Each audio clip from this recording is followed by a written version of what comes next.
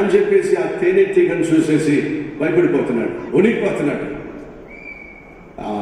వాడి చుట్టూ తిరుగుతూ ఉండేసరికి, తల్లడిల్లిపోతూ ఉండేసరికి ఆ తేనెటీగను బయటికి పంపించేలాక బయటికి కొట్టే ప్రయత్నం చేశాడు తండ్రి. ఆ తేనెటీగ నుండి కొడుకును రక్షించుకోవాలని చెప్పి అమాంతంగా కొడుకుని తన కౌగిల్లో బంధించే ప్రయత్నం చేస్తే ఆ తేనెటీగ ఏం చేసిందో తెలుసా?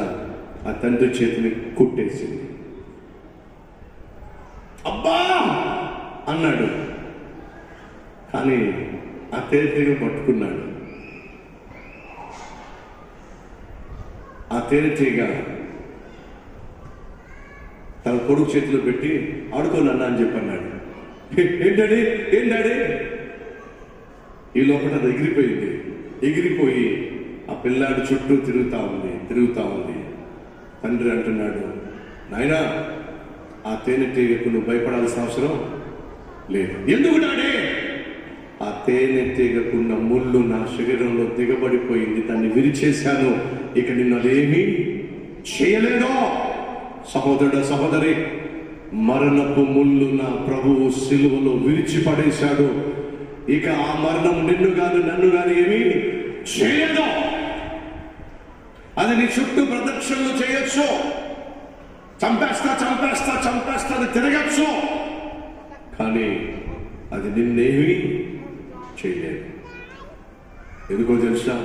క్రైస్తవునికి వాస్తవంగా మరణము లేదు.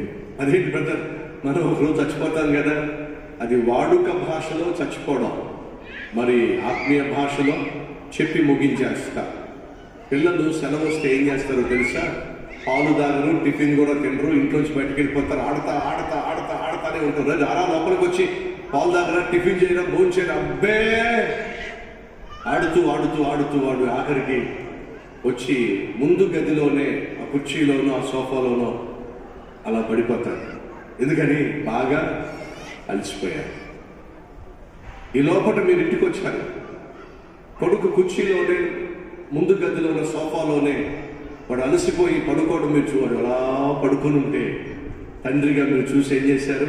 వాడి భుజాన్ని వేసుకొని చక్కగా మీ బెడ్రూమ్లో తీసుకెళ్ళి వాడి బెడ్రూమ్లో పడుకోబెట్టారు.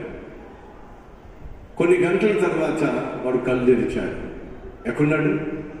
నాన్న గదిలో ఉన్నాడు. అదేంటి, నేను పడుకుంది ఫ్రంట్ గదిలో కదా, నేను నాన్న గదిలోకి ఎలా వచ్చాను అనే ప్రశ్న వాడికి రావచ్చు. ఎలా వచ్చాడు? నాన్న భుజాన్ని మీద వేసుకొని తన గదిలో తీసుకెళ్ళిపోయాడు. సహోదరి, సహోదరులు,